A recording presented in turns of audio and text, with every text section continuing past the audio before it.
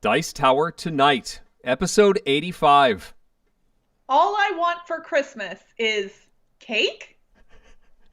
Welcome to Dice Tower Tonight, a video cast about board games and card games, and especially the people who play them. On tonight's show, we're having cake. Well, games that feature cake. Maybe not feature per se, but they have cake in them. Stop asking questions. Also, Crystal has a game for us all. We run through some titles we've played lately, and we answer questions from the audience live. I'm Eric Summerer, and joining me now, the Mary Berry to my Paul Hollywood, it's Crystal Dax. Okay, this might be my favorite pre-episode reference that you've ever made.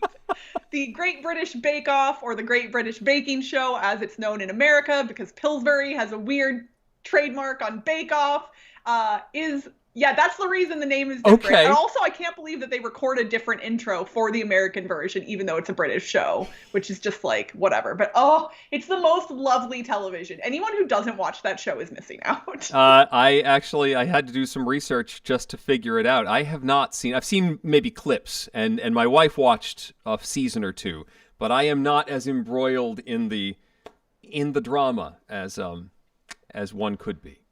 Well, that's what's great about it, is there isn't drama. Whereas, like, American reality TV, whether it's baking related or not, they kind of cast people specifically to make sure drama will happen. Right. And, like, they're always so mean to each other on most American shows. This show is the most delightful humans, and they're all nice to each other the whole time. Like, literally in the middle of a challenge, somebody will have something go wrong, and three other contestants will stop what they're doing and be like, what can I do? How can I help? Like, yeah. It gives you the warmest fuzzies, and it's so great. It reminds me a lot of, there's the crafting show called Making It, with Amy Poehler and Ron Swanson. That's not his name. Nick Offerman. Nick Offerman. That's very fun and has that same attitude where everyone is very supportive of each other, and it's much more about the ability of the contestants and not about the manufactured drama, which is pretty cool. But we're not here to talk about reality television. We're here to talk about games and what's been going on with us over the past couple of weeks. Crystal, you had a birthday last week. I did have a birthday last week. I turned 36. Happy belated birthday. I'm sorry I couldn't join you on your various parties. You had a crazy shindig playing online games and stuff, which is great. I did.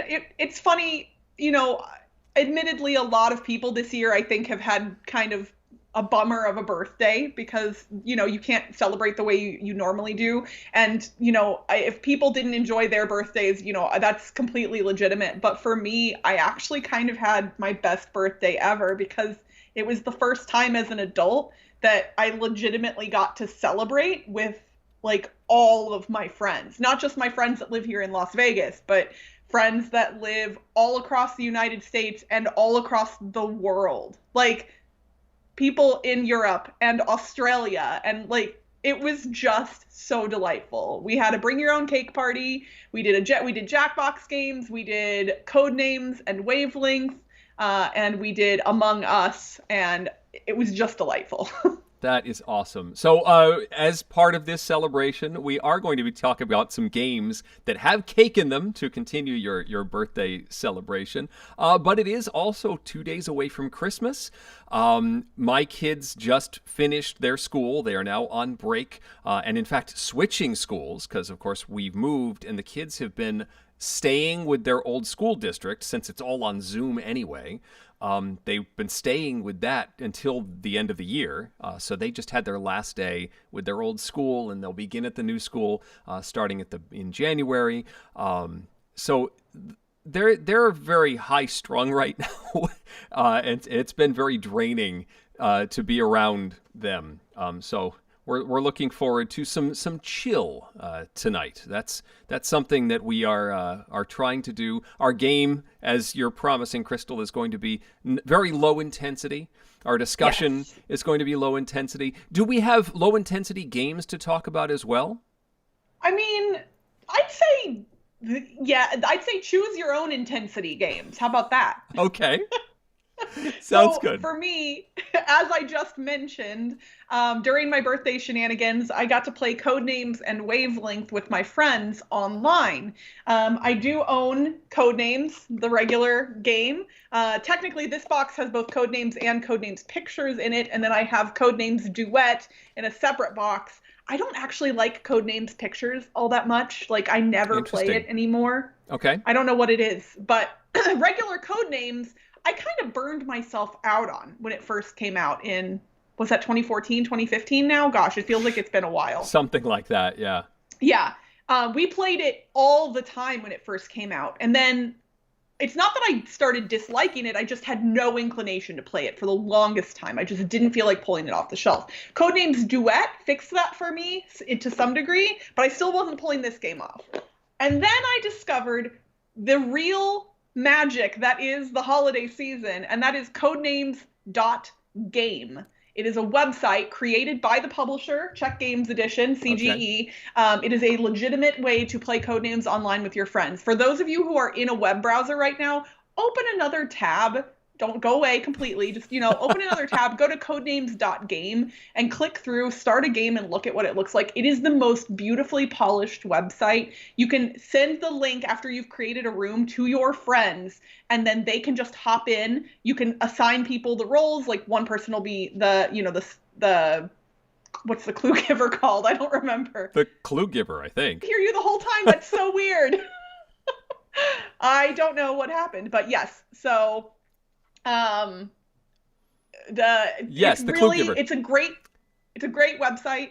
It's made really well. And I would highly recommend it if you're doing online get-togethers with family or friends over the holidays. And it's nice because it's an official thing from the publisher. Cool. And then the other game I mentioned was Wavelength, which this one is not widely available yet, but I have been beta testing the Wavelength app. So it is the same artwork that you would expect from the game, and you can host a game or join a game. You just have to have the code if you're going to join one. They have a whole bunch of the card packs, at least in the beta. I believe later some of the card packs might be DLC once the app releases. But right now everything is available since it's in the beta. You select which card packs you want included, and then you create a room and other people can join it. What's neat about the app is, unlike the regular board game, which is team-based, the app is fully cooperative. So every single person at the beginning of the game gets a spectrum and, a place on the wheel that they're supposed to nail. Like, the little dial is set, and they type in a clue for what they see on their screen. Everybody does that for their own clue on their screen at the same time. Then the game goes through everybody's clues, and as a group, you have to set the dial. And it is so much fun. So all of the thinking happens right up front. Everyone's thinking at once. And then you get to play the rounds in rapid fire. That's really neat. I like that idea. Yeah, like the coming up with the clue part is sometimes the hardest. Like, I need a word that is halfway between old and new or whatever. Everybody comes up with their clues at the same time, and then you just get to do that fun debate section. And what's neat is everybody has to agree on where to set the dial together.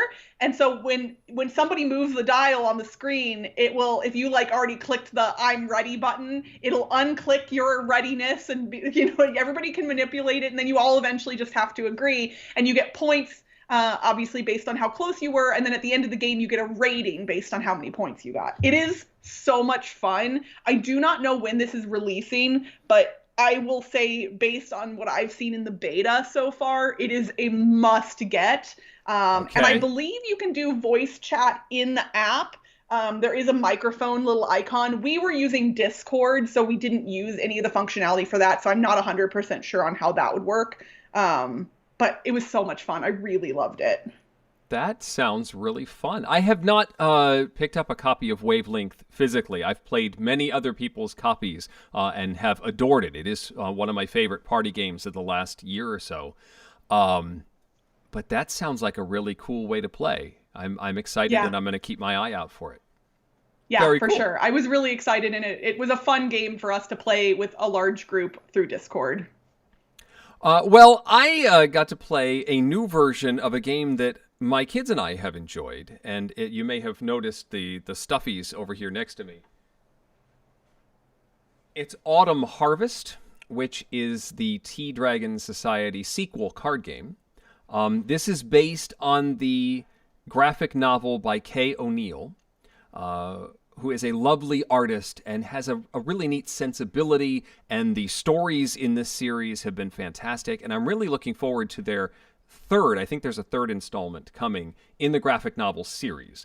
My youngest, the 9-year-old, really fell in love with the graphic novels and really enjoyed the initial Tea Dragon Society card game, which is from Renegade Games, and they don't actually say... It's from the Oni Games design team. I can't remember if they have individual designers listed on this one.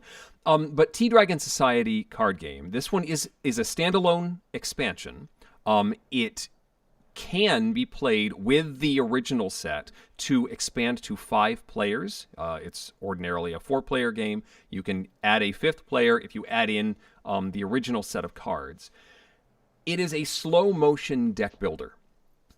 Many of the deck building concepts that you may be familiar with are in here. You start out with a deck with one of the tea dragons, and they're all various flavors of tea. So this is the ginger set, and there's cute little ginger there. And there's a set of, whatever this is, 10 cards that you start with, and you can purchase new ones and add them into your deck and all that stuff that deck builders do. But on your turn, you have to do one or the other. Like many deck builders, you have a buy phase and a action phase and all this other stuff.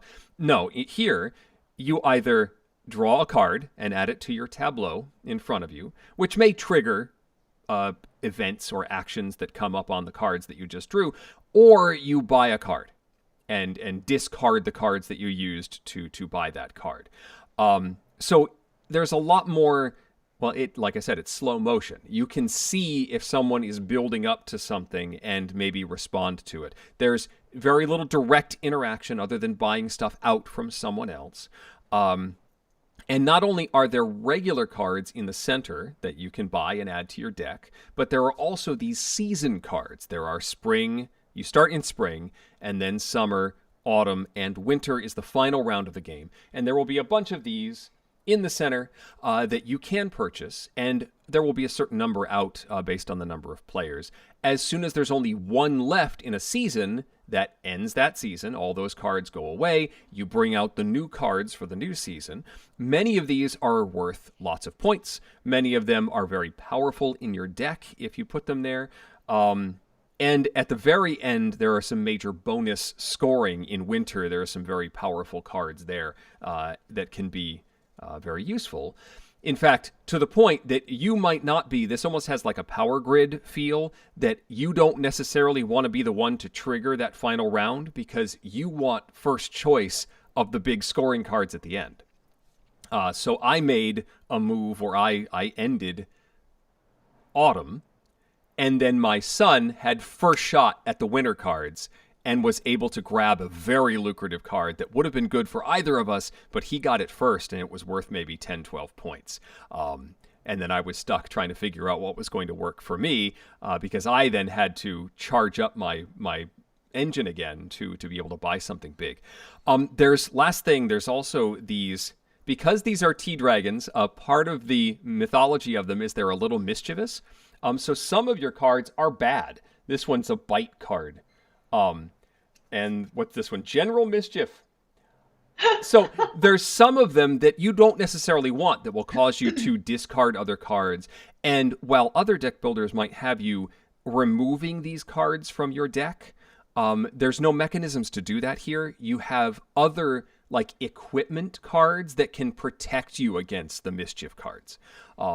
It just feels very gentle. It feels very it's adorable. I think it's a little too slow for my taste. But it is a great introduction to deck building. It is adorable. Oh, and the last thing. So A lot of the cards are things that the dragons would do. So there's a grooming card, and there is a feeding card. So the kids, because we have collected over the years the stuffed tea dragons, they made us, or they made me, act out whenever the card. Whenever we play a card, we draw one, and the feeding card would come up, and he's like, the kids would be like, oh, yum yum yum yum yum yum yum, and then they'd feed the little tea dragon, and I wasn't doing this, and they started getting very upset with me. Dad, you're forgetting something, and I'd have to go, nom nom nom nom. So we had a lovely time. It is a great family game. Both editions of the Tea Dragon Society card game are very good. The other thing this one adds is some tokens. There are some new mechanisms for acquiring extra currency and extra points in the form of tokens that weren't part of the original game. But it does come with replacement cards for the original game that fold in those new mechanisms. So you can play with the original 4 Tea Dragons, these, with the new mechanisms of the game. So the Tea Dragon Society card game, specifically the Autumn Harvest, we liked it. That's awesome. What's funny, I think I actually have a copy of the original Tea Dragon Society game that I've never played. I believe I won it as part of one of the charity auction, the silent auction bundles at Dice Tower Con in 2019. So like, sometimes I'll go through and I'll bid on the silent auction things, just like, not because like I necessarily really want the games, but try and either bump up the bidding or like whatever, just to give to charity. And yeah. I wasn't planning on winning a bundle, and I did. And I think the Tea Dragon Society was one of the games, and a bunch of people, when they saw me carrying it, they were like, that's an underrated game. It's really fun. You're going to love it. And I've just never gotten around to it. I think when I don't buy games deliberately, it's hard for my brain to remember that I have them. Yeah. Because, yeah, like I just don't think about them. And I'm pretty sure I still have it somewhere, so I should pull it out at some point. You should. I mean, it's adorable. It's endearing. It is a fun game.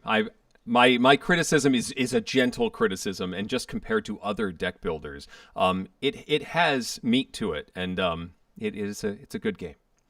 Well, and what's funny is I'm not a huge fan of most meaty deck builders. I prefer my deck builders kind of on the lighter side, or something else with them, like Clank, for instance. So it might actually be a good fit for me. Yeah, I think you would enjoy it. And the Awesome. graphic novel is great as well. Okay. I do like graphic novels. Okay. Well, Eric, we promised people a chill game, and we were not lying. It is going to be chill tonight. No funny voices, no mayhem.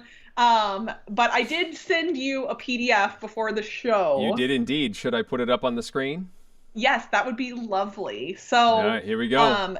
Chat you're gonna want something to probably write notes down on. This is going to be of less interactive than most of our games. It's just going to be you and Eric competing to see. Oh boy! I have to compete against everyone? I mean, each person, technically. Oh, sure. I mean, we'll just see how well everyone can do. So your game collection has been stolen, and the only way to get it back and save your holiday gaming is to figure out which games the thief used to write you this ransom note. Okay. So you all are. So if you click over to the next page, again, I'm not even necessarily going to set a time limit for this. We're starting as soon as I click over to the next screen. So I'm ready to move as soon as I hit this thing, right? Yeah, I think that's fine. So okay. Nathan in the chat said I came here for mayhem. So as you all can see, this ransom note was written using letters from games. And I could have gone the route where I was just taking a single letter from board game boxes. But like I said, we're doing a chill thing tonight, y'all. I wanted to make this a little less stressful. There are a total of 13 games on this ransom note. And so I wanted you all to see if you could guess as many as possible. Eric, how are you doing so far? I've got the first 3. Well, that's a great start. Oh man, I don't know. I don't know number 4. I did try and pick reasonably well-known games because obviously it would be less fun if no one got anything right. I got number 4. There you go. All right. I think the fact that I used full words for the most part here will be beneficial. Okay, yeah, I got all right. On the plus side, this is something that I think would be difficult for the chat to cheat at. Now, how specific do I need to get on one of these? I don't think you need to be super specific. Because this could be one of 3 games. And I will say, chat, do not put the answers in the chat, please, because we want everybody to see how many they can get on their own. Tracy, that would be you. Please don't do that. I wonder if I can delete those. Everybody's probably already seen them. No, it's fine. So everybody write down on your own piece of paper which games you think they are. Was Tracy writing down all of them? I'm not looking at the chat. Only 2 before I said something, and I think, yeah, she's got the memo now. All right. I'm getting close. Oh, what is that? Oh, no, I think I know. I think I know? Do I know? No, I don't. Yes, I know. See, this is super exciting.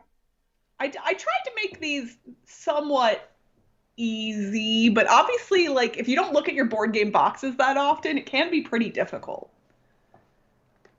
I can't write fast enough. What's the last one? Oh, man. I actually thought that one might be really tough. No, I got it. I'm still writing. Okay, you're fine. I'm done. Okay, Eric is done. Woo. Should I say the chat has to be done now as well? Oh no, let them think. Okay, we'll give the chat another minute or 2. I've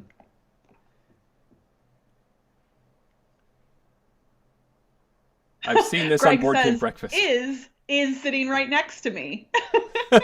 Which one is Is? Oh yes. Is I don't have. I've never played Is. Yeah, honestly, I have not played it either, and I really want to. I've had opportunities where I was very nearby when it was getting played, and I just have never been able to do it, so. How many of these do I own? Let's see, I own 1, 2, 3, 4, 5. Let's see. I own 1, 2, 3, 6. I own 4, 6 5, 6. I guess technically 7 and 8. But 7 and 8 are not the versions that you're showing. Okay, I could go up to 7 with a not the same version.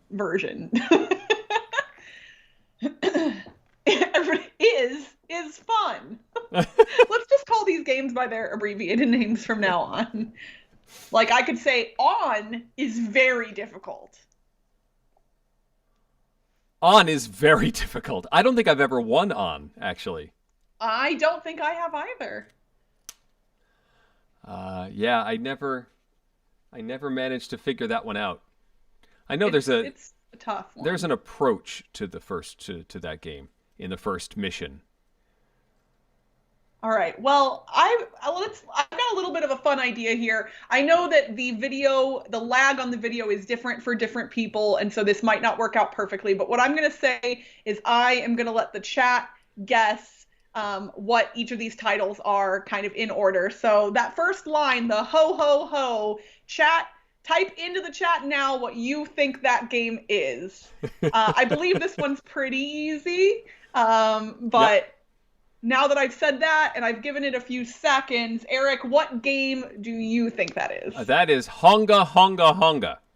It sure is. And I imagine here in the chat in just a few seconds, we will hopefully see a whole bunch of Hongas show up. That would be my assumption at least. But you are correct. I own and love Honga, even though I snapped the board live on this very show. In case anyone didn't remember that moment. Oh, yes.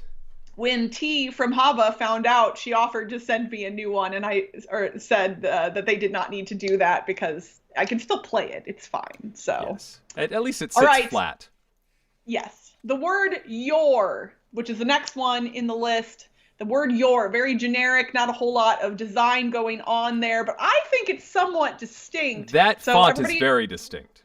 in the chat, put what you believe the game that your came from was. I think Eric is going to get this one. That font, and Nathan's put it in the chat, but I bet you knew it too, Eric. What is it? That would be Choose Your Own Adventure. Yes. Which looks the same no matter which game it comes from Or which book it comes Yeah. from. Yeah, they're all the same. So good job. All right, number 3, chat. If you know what it is, put it in the chat now. It's just the word games. That seems pretty weird to put on a thing about games, but there is one series that has that font specifically. What is it, Eric? Very much so. That is the Adventure Games series. I'm going to guess that was the dungeon. Honestly, I don't remember which one I screenshotted. So I don't know. I think you might be right, but I don't remember for sure. What's funny is I actually took all of these screenshots and organized the note and didn't write down any of the games. And then I went, oh no, do I actually remember all of these? And I went through and I was like, yes, I do. Okay, good. All right. Yes. And people in the chat are putting it in. All right. Number 4, the word R. This one could have been a red herring, so to speak, if you were thinking about the word as it was here, because it's not the word R No. the game. It's not.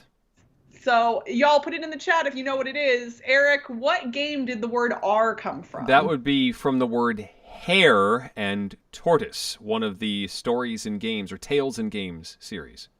It sure is. And I actually own this one and really enjoy it. Like, you'd think this is just a kid's game, but it is quite fun for a light little race game. Yeah, that's a fun. We were collecting all of those for a while. I think we have the whole series. They stopped numbering them at one point, which bothered me.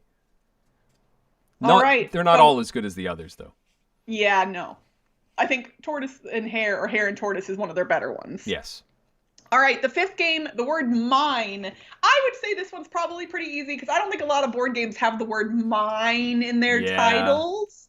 What do you think this one is, Eric? Well, I have not ever played this game, but it's pretty distinctive. That is a very gloomy-looking mine. It looks warlike, actually. This War of Mine was my guess. Yep, that is correct. And yes, a whole bunch of people in the chat getting it right. And not just because Tracy told them. They knew. They knew, Eric. I promise. I'm sure. All right. And I think this next one's pretty easy, too. Where does that exclamation point come from? Chat, I know you all know this, but you have to type it with the exclamation point or it doesn't count. Eric, what game does that one come from? That's from Clank. Possibly Clank in Space. It's hard to tell. I think Clank in Space, the font is a different color.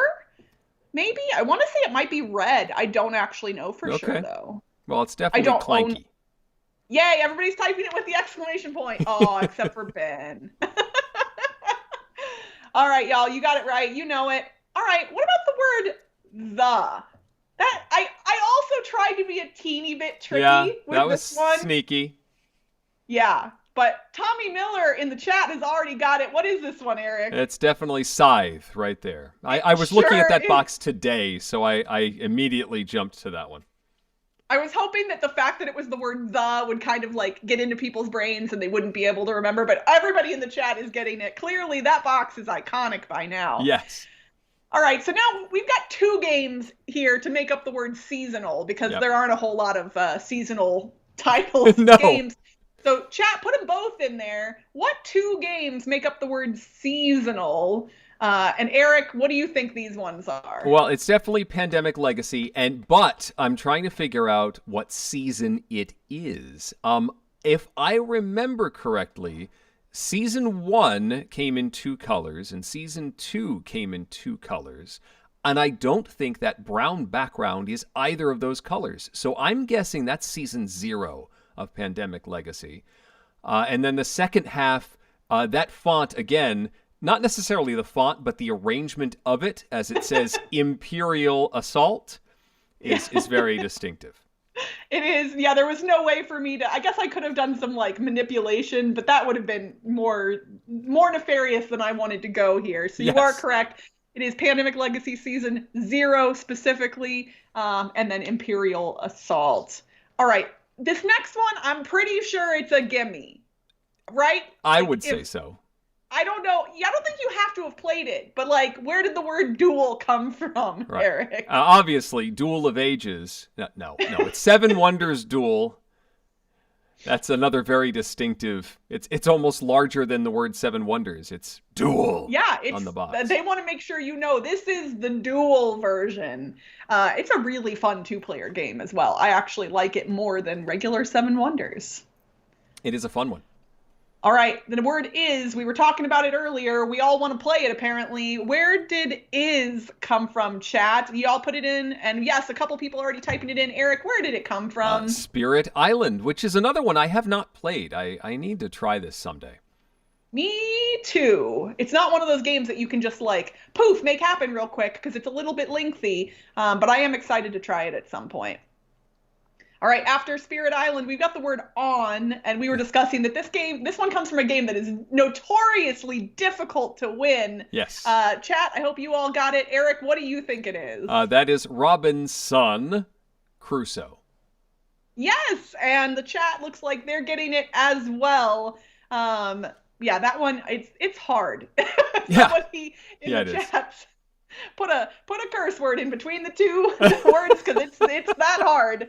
Uh, and then the last one, I thought this might throw some people off because I honestly like the little artwork on this was not like didn't strike my brain immediately. You also seemed stumped for a minute, but then you said you got it. So Eric, where does this exclamation point come from? The exclamation point comes from Sushi Go.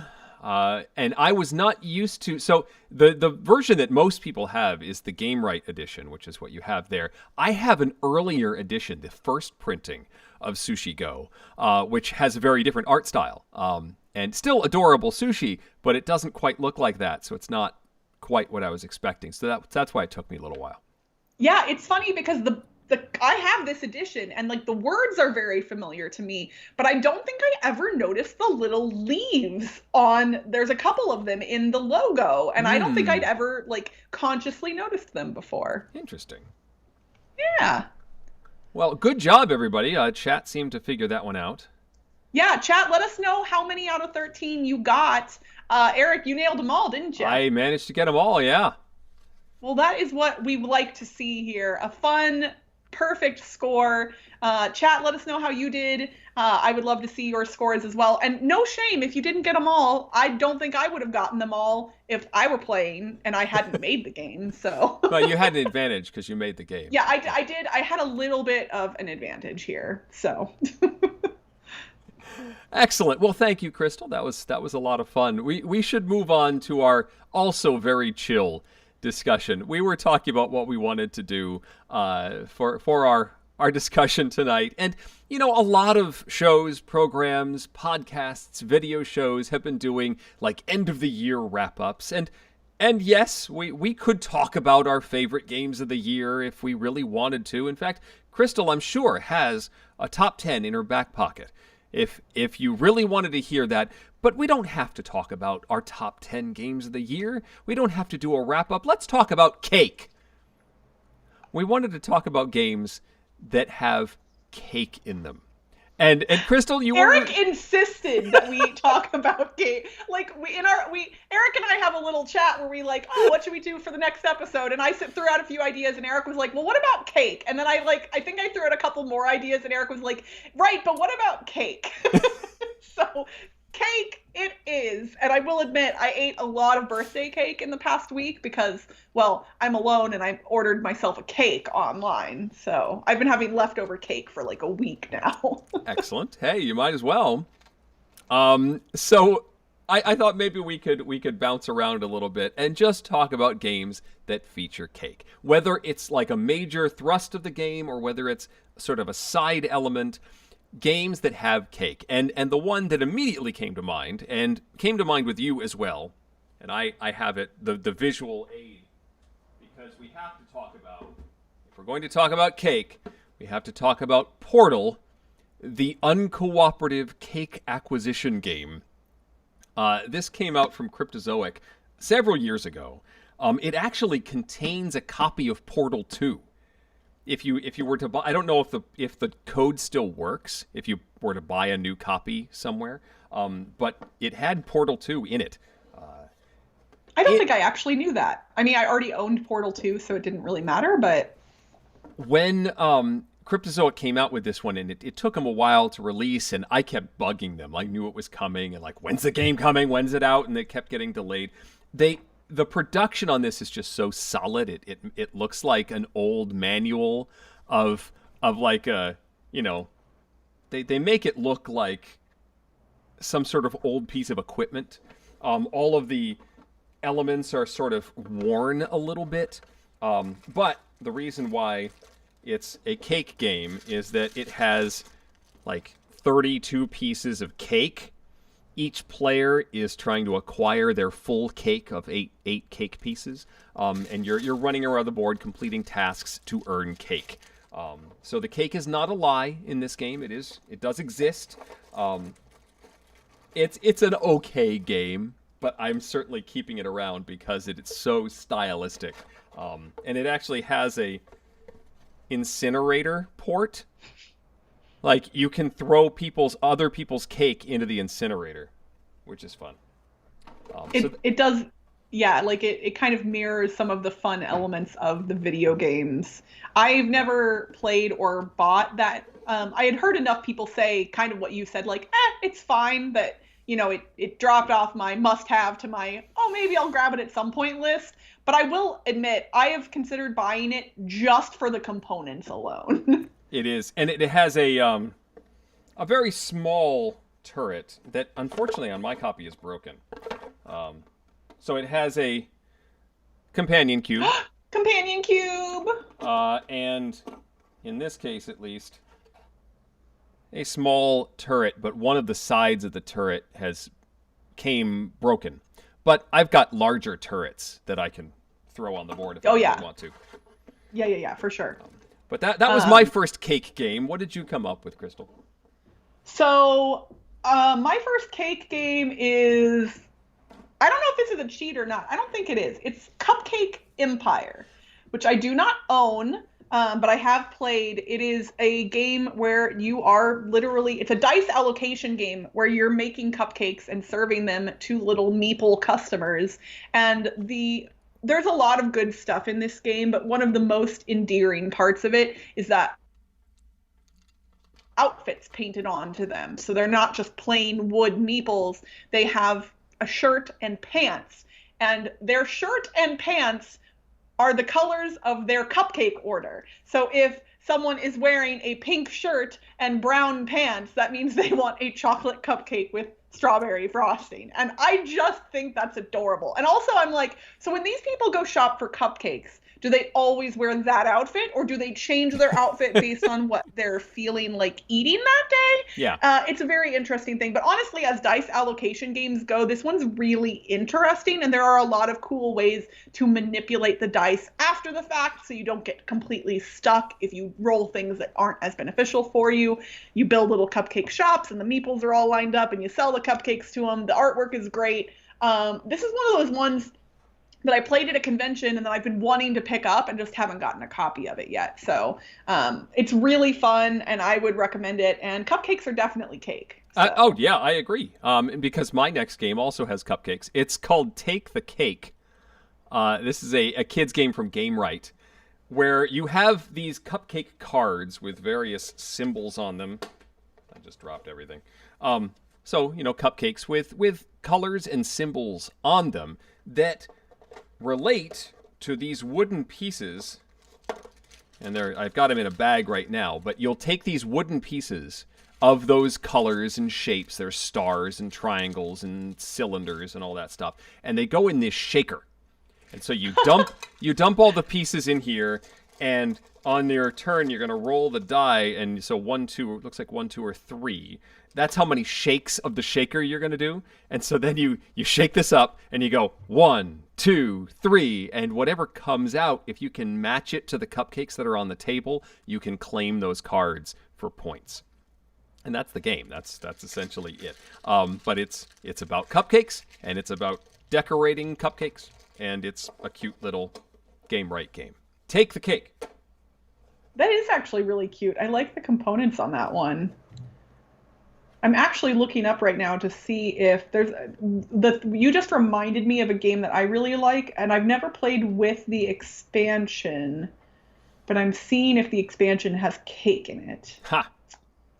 So I really like the game A La Carte, which is also a food-based game, and there is a desserts expansion that I've never played with. There is. But I don't see cake. I don't know if it has cake or not, but I was, if I had played it, I was going to. That's one that showed up when I was doing research, but I have not seen if it has cake in it. So another game that I have played that definitely does have cake in it is Grand Austria Hotel. Grand Austria Hotel is a game where you are literally running a hotel, you're making hotel rooms, and then you have to get customers for those rooms. And one of the ways that you get the customers is by serving them coffee and cake. And the cake is represented just by little wooden cubes, just like many of the other resources in the game. There's other elements that you have to get. It is a very small, tiny piece of Grand Austria Hotel at large. Sure. It's another dice game, which is really interesting. And the player count on Grand Austria goes from like 2 to, I want to say 6. And it's one of those games that when people talk about it, they always say, don't play it with 6 people, because it does dice drafting via a snake draft. So when you play with 6 people, if you're the first player, you pick a die and do the action from it. And then you have to wait as all of the other players pick a die. And then as they all pick a die again before it comes back to you. And with 6 players, that becomes too long to sit around and do nothing in a game. My friend Kathy loves this one and taught it to me. And I will admit, when we played it, I was kind of like, yeah, that was fine. But like, I kind of want to play it again a little bit. So I don't know if she'll see this or not. If she does, she'll literally, I'm sure, bring it over the first time it's safe to play games together again. So that's Grand Austria Hotel.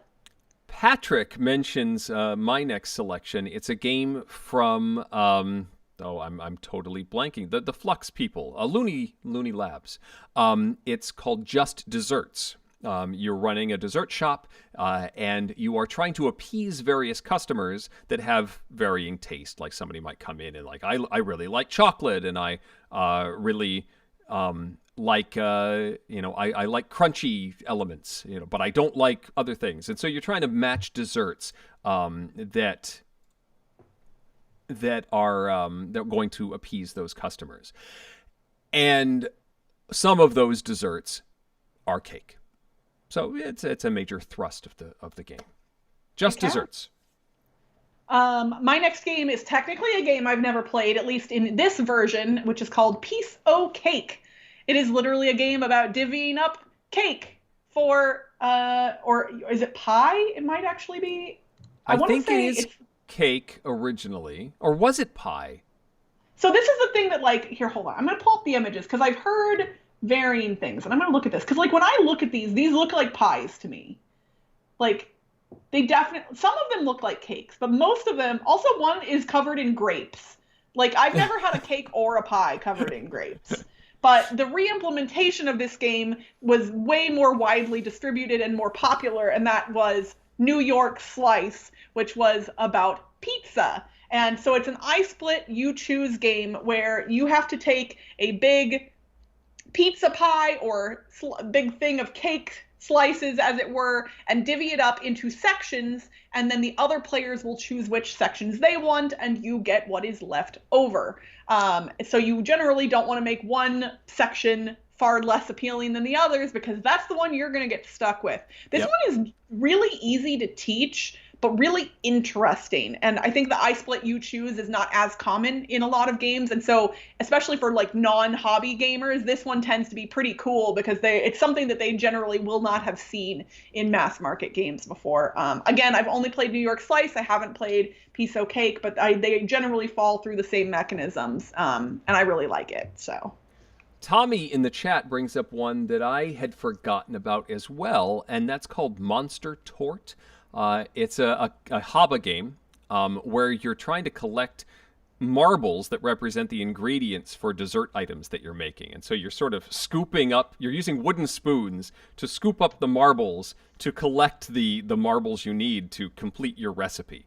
It's silly ridiculousness, but it is about tort and cake. So that definitely counts.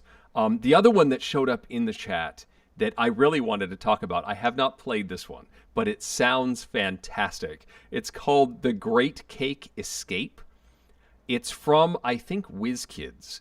And it has primarily a big cake in the center, and you are trying to hide, like, escape contraband, saws and hammers and ice picks in this cake and try to squeeze it in between the layers. But everyone is trying to do this. So as you push stuff in between the layers, you're going to push other people's stuff out. And based on what is visible on the outside of the cake, you will get negative points. And whatever your most visible item is going to be the most negative points for you. I don't know when this came out. It is a 2020 game, so it must have come out at some point this year. I've never seen it. It looks fantastic, and one that I want to try. So The Great Cake Escape is definitely a cake game. I might be clicking through to Amazon to order this right now. Everything you just said sounds wonderful. And wow, that sounds great. Other things that do you have any others that are on your list, Crystal? I mean, I listed a couple of others that I haven't played.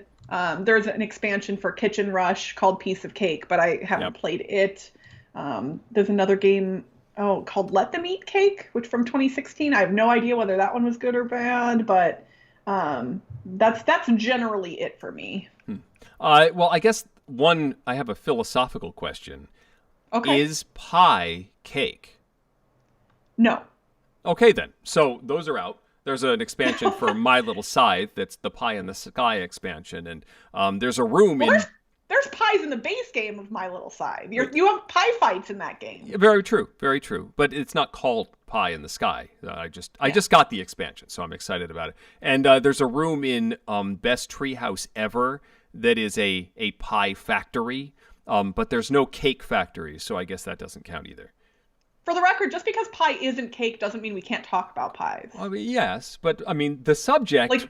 This is a very strict discussion. We have to have rules. I feel like Suzanne is going to magically appear from somewhere all of a sudden. Like, I'm actually a little bit like, ugh. But because then there's the game Pie Town, where you have a secret recipe that you're trying to keep hidden from the other players, and you're making pies. And I guess what I'm saying is I'm an equal opportunity dessert lover, and therefore I'm not going to judge anyone for whether they prefer cake or pie, even though cake is better. Eric in the chat says they picked up The Great Cake Escape to get the free shipping for Super Skill Pinball. It's okay, but I found it a bit fiddly and real easy for pieces to overlap rather than push around. Like you're supposed to be pushing each other around, but instead they stack. And I guess if you just stuff them in, at an angle, then you're going to slip over or under. There were some others that floated by that I know I saw. Oh, somebody said that there is an edition of Clue, like a kid's edition of Clue that involves cake. And that reminded me that there's a version of Monopoly, like a Monopoly Junior, that's about birthday. It's a birthday theme. And I think there's a cake element to that as well. Well, I'm based on the comments about the Great Cake Escape, I'm kind of glad I didn't click the buy button yet. Maybe I'll hold on that one, because it's funny, like right now buying games is so kind of silly, especially games like that have to be played by multiple people in person, because I can't do that. So I guess I'll wait. You can always wait for it when you're adding it for free shipping or something, or giving it as a gift, and then it's somebody else's game, and you can just play when you're together someday. For sure. I am excited for the future gaming that we will hopefully be able to do in 2021. Yes, I mean my goal is to have my game room ready by the time I can have people over to the house, and so that's sort of my ticking clock. Of course, I need IKEA to get those shelves back in stock, because nothing has changed in the 2 weeks since we last spoke as far as the game room goes. It's still empty frames and no shelves. Yeah, I looked online to see if they had Kallaxes, and the 5x5 Kallax, which is the one that I have that I'm thinking about getting a second one of, apparently you can't buy online. You have to pick up in store, I think, is what I got from that. And I don't have a vehicle that would hold a 5x5 Kallax right now. So then I'm going to have to, A, go in person to an IKEA, and B, get a friend that has a vehicle that will hold it. And all of those things are points of exposure that I'm not going to do at this point. So I'm going to hold on getting my second shelf for a little while. Renting a U-Haul is also an option. You can get like one of the vans for an in-town move, and that's relatively inexpensive. But yes. I mean, bugging one of my friends is definitely cheaper than that. Sure. Yes, a lot of people saying the 5x5 is very much out of stock just about everywhere right now.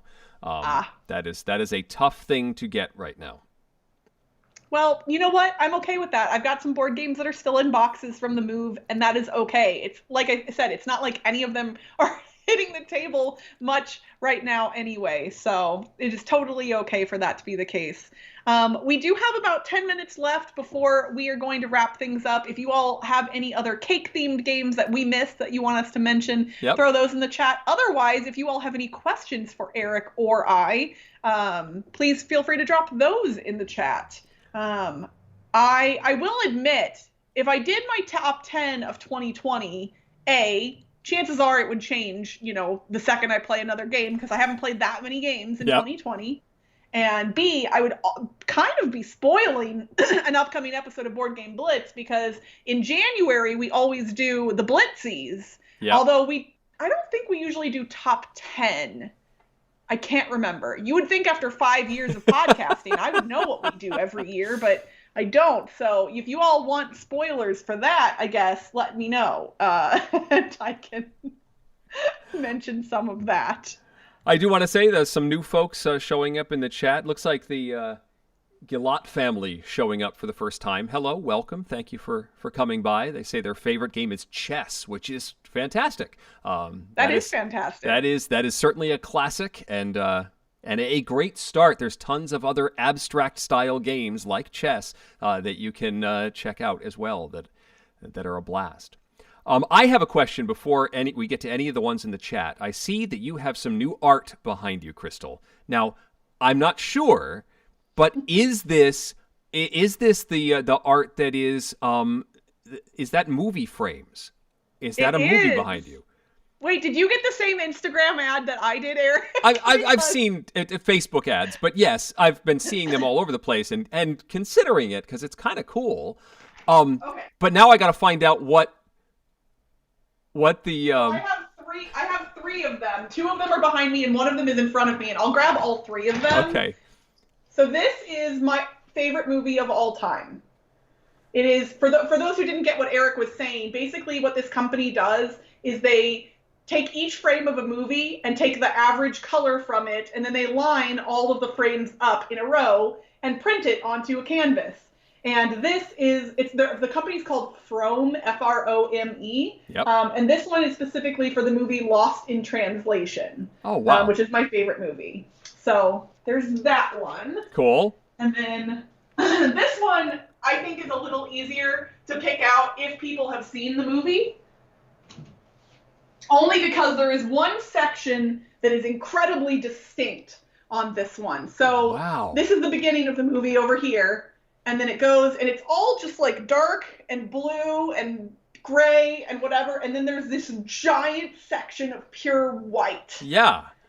I mean, I think if anybody gets this in the chat, I will be so impressed, because I think that this is a hard way to figure out what a movie is, but this really big white section is a huge clue for it. So I'm going to hold on saying what it is for just a second. I've got a guess. Okay, I want to hear your guess. Well, The only one that I can think of that has a big white section near the end of the film would be Deathly Hallows Part 2. Ooh, nope, not that one. Okay. So I'll give it a few seconds and then I'll tell you all in a minute what that one is. But I have to show you the third one because it is the most colorful of the three that I got.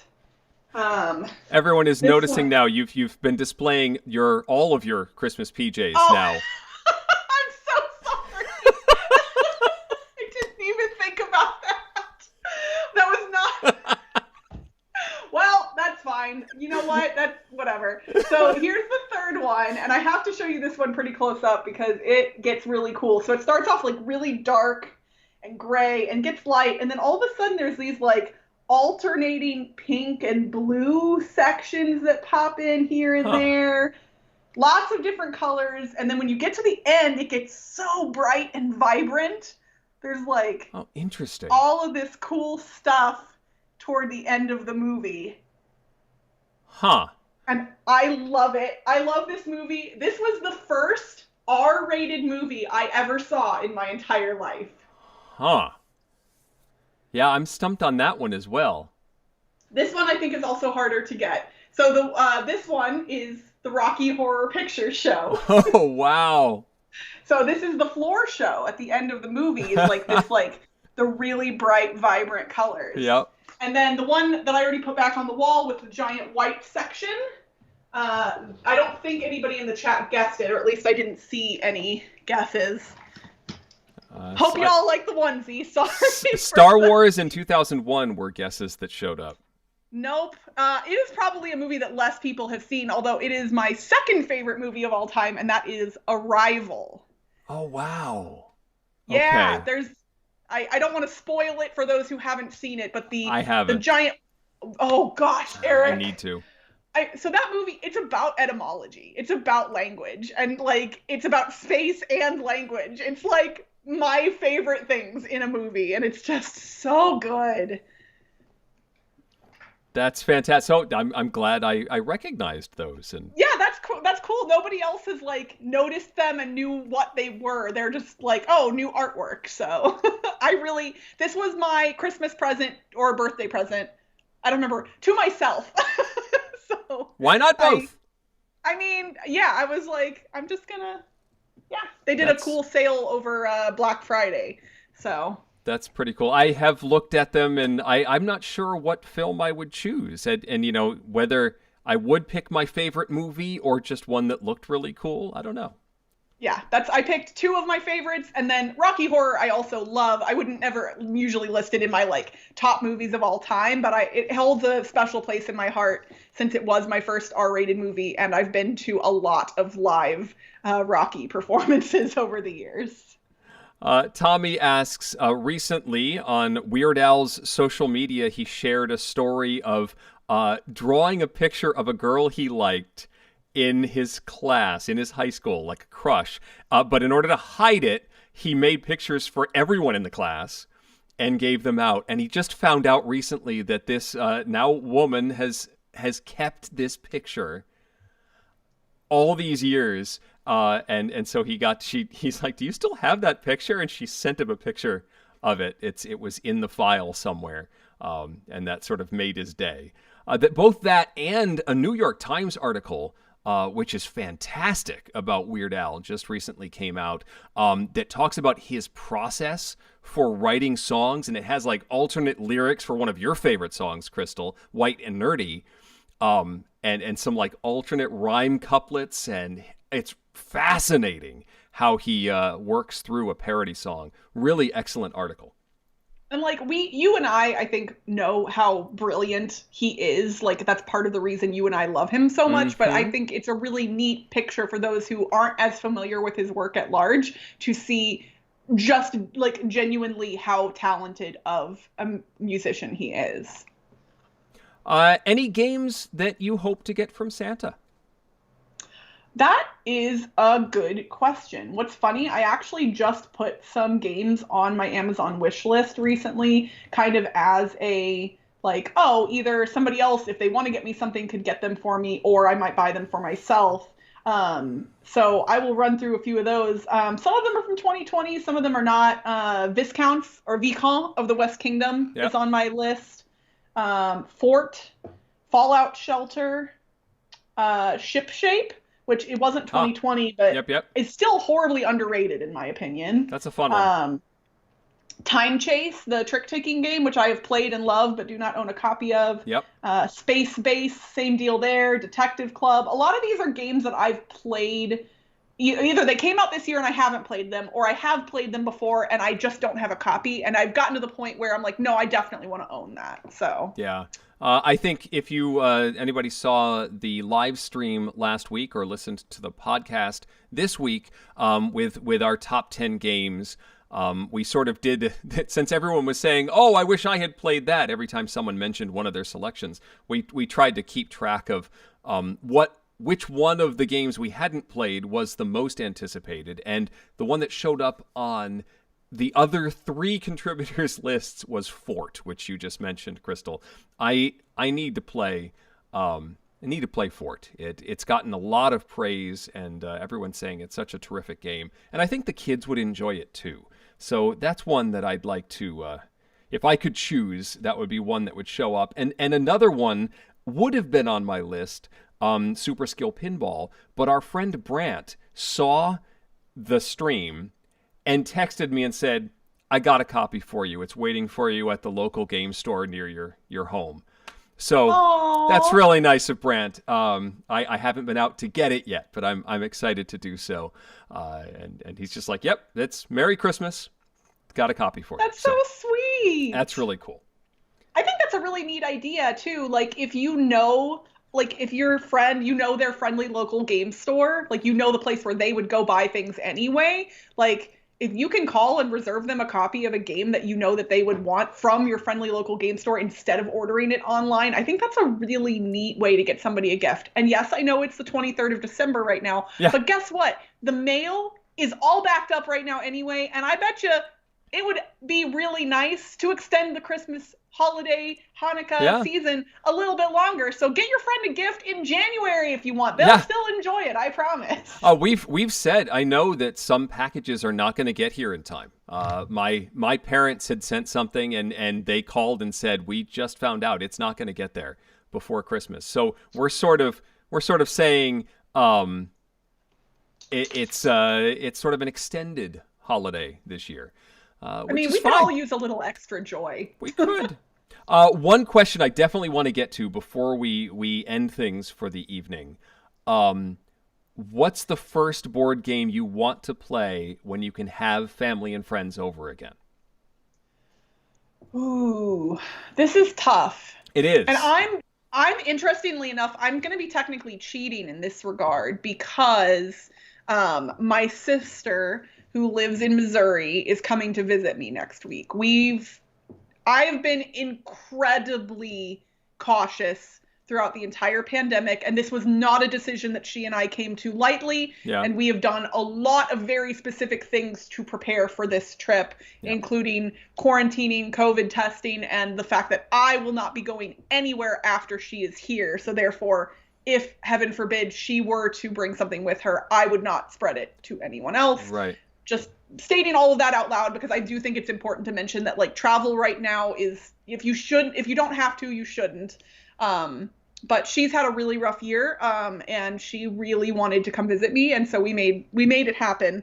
So I'm gonna get to play games with my sister in 4 days, actually, and I haven't seen her in over a year. We're only 17 months apart, so we're very, very close.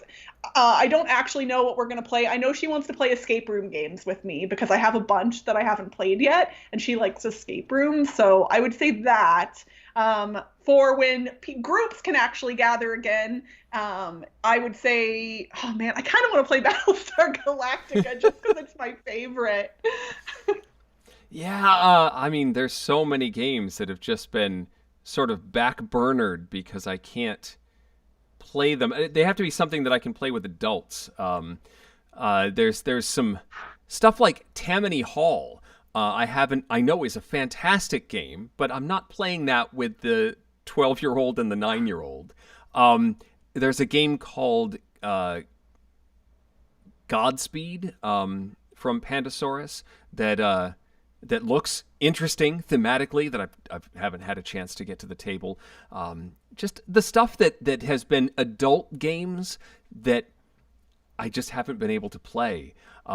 That's the stuff that I want to get to the table when we can get game groups together and have a regular gaming opportunity on the horizon. So I'm hoping that happens soon. As soon as we can be safe about it. That's the big thing I'm looking forward to in 2021. And for me, like, I do miss obviously playing board games in person with people, but I am able to play games online. And even if that's not preferred for me, the thing that I miss more is just being with my friends. It's not just the games, it's the people more so. So honestly, if somebody was like, we're going to play Uno and Monopoly and Yahtzee, but you get to hang out with your friends, I'd be like, I'm down, sign me up. Yeah. I literally bring out the worst games, the things that I've talked about over the years that I hate. If you say that's what I have to play to hang out with my friends safely again, I will do it. I've got my designer copy of Monopoly ready to go. If anybody wants For the record, to play. I don't hate Monopoly, and I own Monopoly, and I own 2 different versions of Monopoly, and I'm one of those people, I don't think it's amazing, but I also think people trash it way more than they need to. Real quick, somebody asked what my shirt was. Crystal recognized it right away, but it is the Goose Steel Christmas. It's the Goose. Yes, I got an early Christmas present because my wife knew that there'd be one stream before Christmas, and so she got this for me early so that I could show it off on the stream. The little magnetic bell. I love that. That thing is so cool. I love it too. We should probably wrap things up, Crystal, as much as I hate to part ways once again, but we'll see each other in the new year. And hopefully we'll see a lot of you folks who have tuned in for the chat. We appreciate you showing up week after week. If this would not be nearly as fun if it weren't for all of you showing up and hanging out with us. I mean, Crystal and I would still talk to each other for hours on end, but it's not nearly the same thing without all of you showing up as well. So we appreciate you showing up and being here. Yes, and we hope that all of you are having as happy of a holiday season as you can, considering the circumstances that we're all living through right now. We hope that you and yours are safe and healthy, and we are really looking forward to getting to see some of you in person, most likely in 2021 at whatever that first convention is that really happens. It's going to be a party. I don't think it's going to be for a while, but it's going to be a party. Oh, it is. Oh, yeah. So we are grateful for you all. We hope you have a very Merry Christmas if that is something you celebrate. We hope all of you have a Happy New Year. We will return in 2 weeks in 2021. It'll be January 6th at that point at 6 p.m. Pacific. Oh, no. Until then. There we go. Until then, I'm Crystal Dax. I'm Eric Summerer. And you've been watching Dice Tower Tonight. Thank you for watching. Promotional consideration has been provided by game publishers in the form of review copies of games. Crystal and I will see you in 2 weeks for another installment. Our show is supported by viewers like you. Thanks. Dice Tower Tonight is produced by Crystal and me with assistance from Tom Vassell, Mike DeLisio, Roy Kennedy, and Rob Searing. Our quest to recruit more of Santa's helpers provided by Project Elf. Timothy Pinkham composed our theme, and hosting is provided by Cool Stuff Inc., where you can find great games at great prices at CoolStuffInc.com. Give us your feedback on the Dice Tower Guild at Board Game Geek, on Facebook or Twitter, or by emailing us at crystal@dicetower.com or eric@dicetower.com. And don't forget to visit the other shows in the Dice Tower Network. Find something new at dicetowernetwork.com. Until next time, from all of us at the Dice Tower, Merry Christmas, Happy New Year, and have fun gaming. And don't forget to click the little thumbs up below the video. Thumbs up, everybody. Bye. Bye.